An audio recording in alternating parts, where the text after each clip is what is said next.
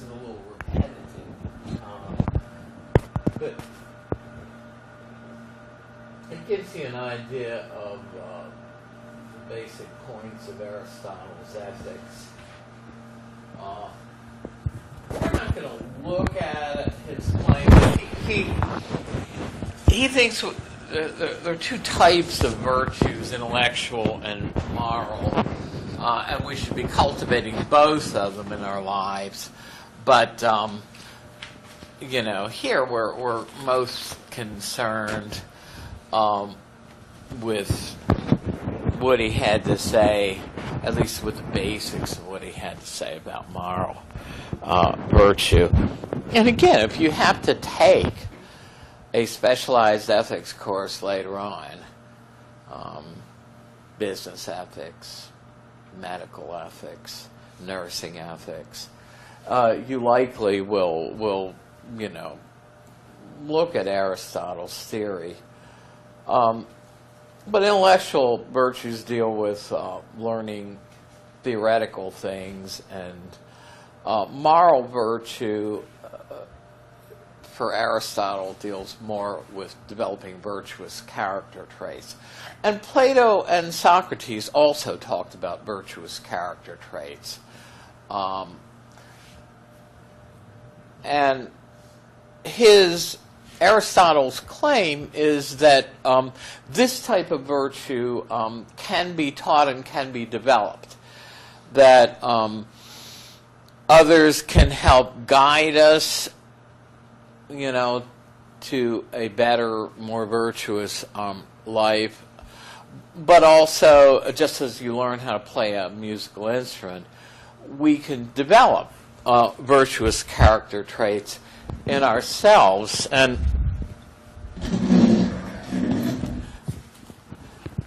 basically, the picture you're going to see here,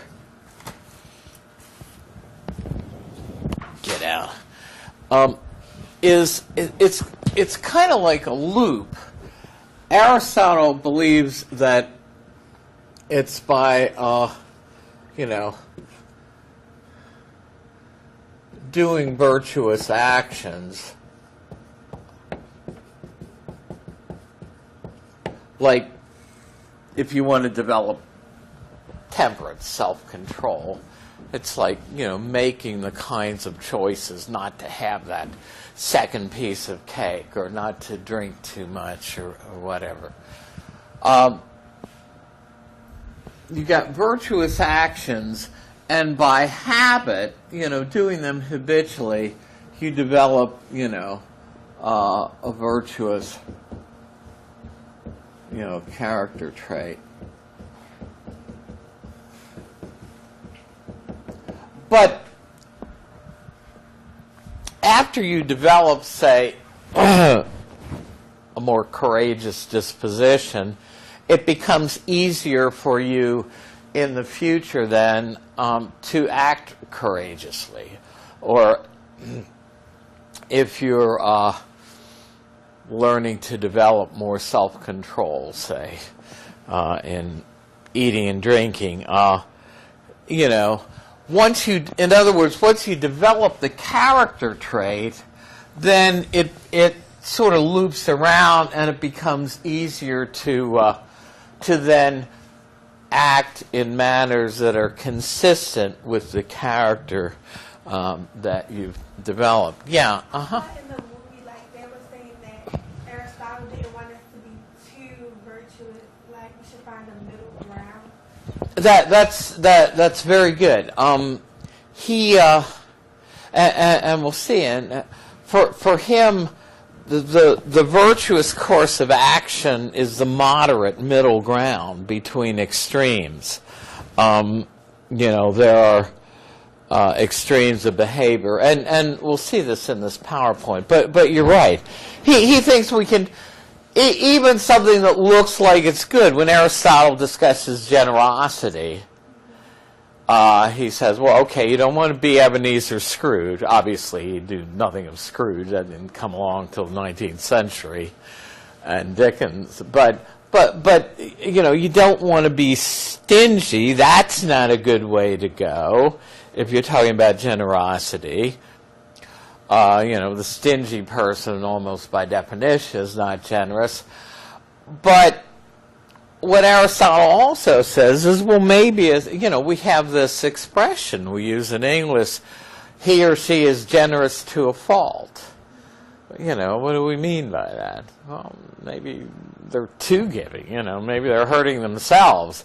And this is kind of Aristotle's point that we can go too far in the other direction, and that generosity as a virtue is somewhere in between extreme stinginess and being so giving you might harm yourself because you have needs as well.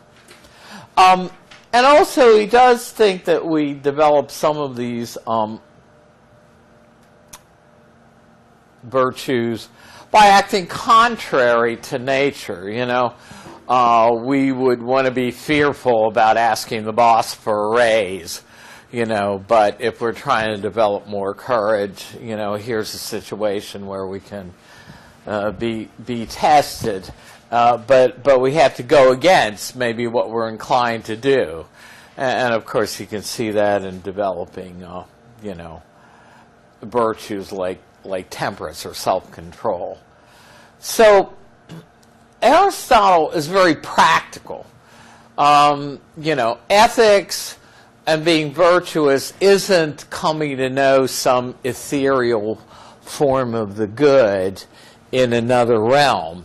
Now, Plato talked about practical virtues also. He thought by our reasoning abilities we can overcome what he thought were the tendencies of our lower natures.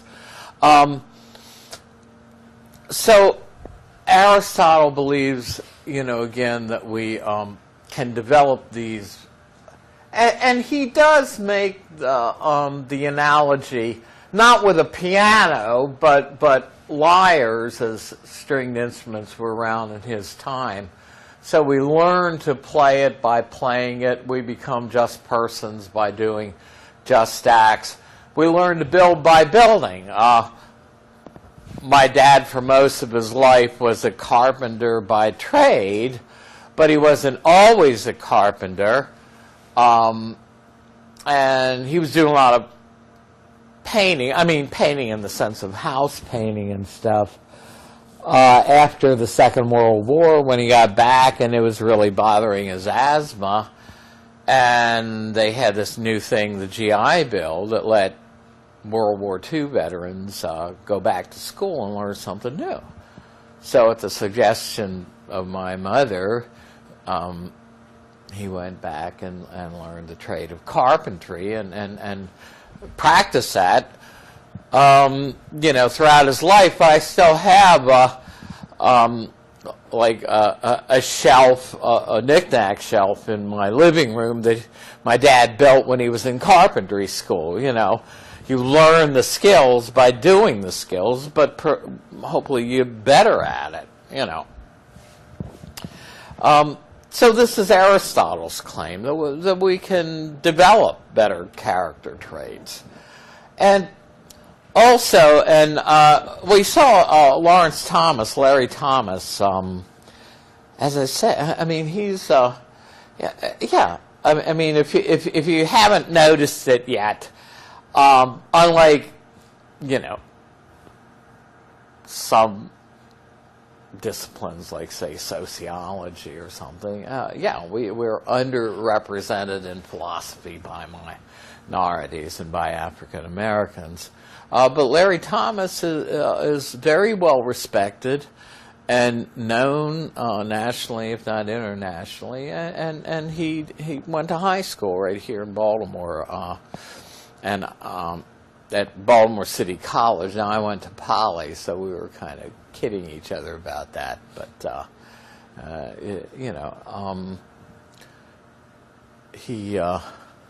I have some things that he wrote in the extra credit options file. But he's, looked just like that at the time when I knew him. So he visited Virginia for a year, but he's at a different university. So at any rate, the point that Larry Thomas tried to make about singing is that, one voice doesn't sound as good as a chorus of voices, And Aristotle, again, doesn't think that we develop these virtuous character traits by going away and to a lonely place and meditating on becoming more courageous or more temperate. But he's very practical. You actually develop, more courage by making the courageous choice in your interactions with people in the real world. You actually become more temperate by turning down that second piece of cake or whatever, in the real world. So we don't become moral in the sense of having developed these character traits in isolation for Aristotle, but we become morally just by performing just actions in our transactions with other human beings. And, well, we'll finish this up next time. I had 2 days on the video. I know we're a bit behind. Folks, all I can say is let's see what happens. If we get 8 inches of snow on Tuesday, look at your local announcements. Sign the roll on the way out if you didn't get a chance to do so. And maybe we'll see you Wednesday. Let's just see what the weatherman does for us.